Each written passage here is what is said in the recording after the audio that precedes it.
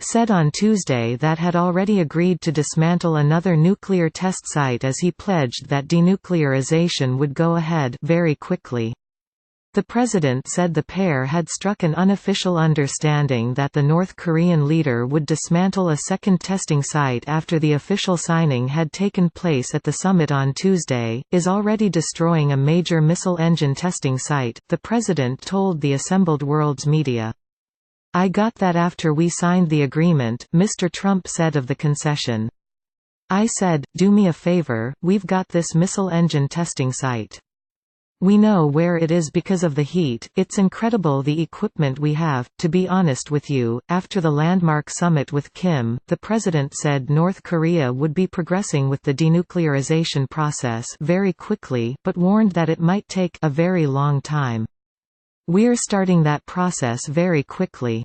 Very, very quickly. Absolutely," he said. Scientifically, denuclearization takes a very long time. Trump did not give a location for the testing site, but reaffirmed his faith in the North Korean leader, adding, "I think he's going to do these things, but experts have warned that the process of denuclearization will need to be stringently policed by the U.S. They're not going to eliminate everything, and there are some things that aren't a problem.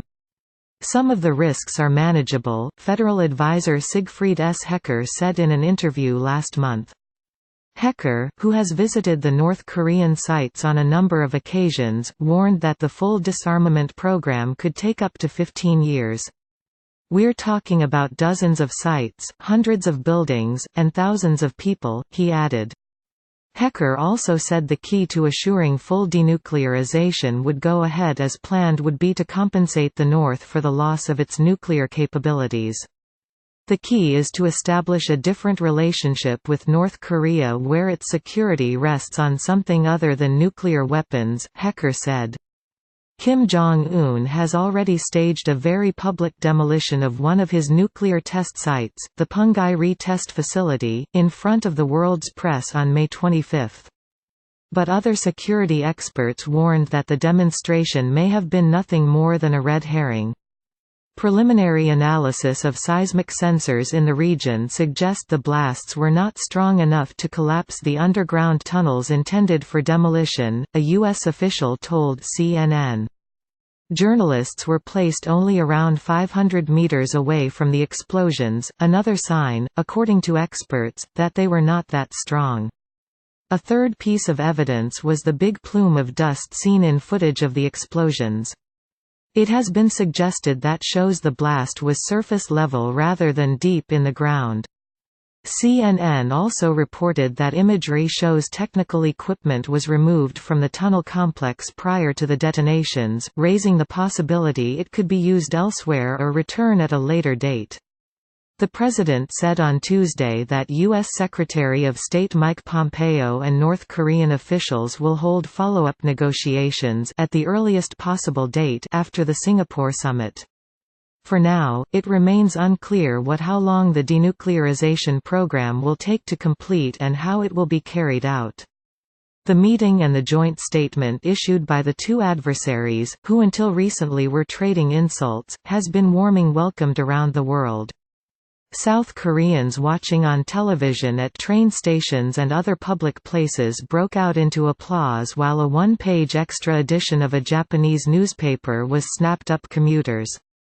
Chinese Foreign Minister Wang Yi said, hopes for peace on the long-divided Korean peninsula, however, remain tempered by the many failed attempts in the past.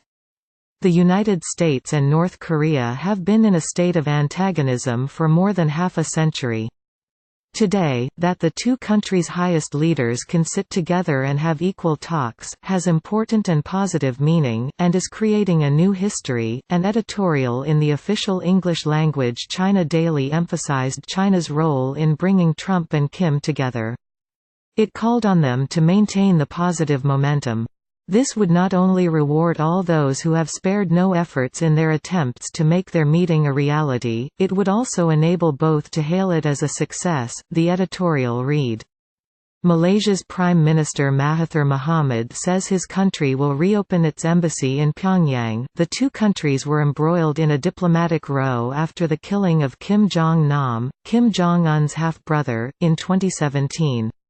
At a train station in Seoul, the South Korean capital, people cheered and applauded as television screens broadcast the Trump-Kim handshake live.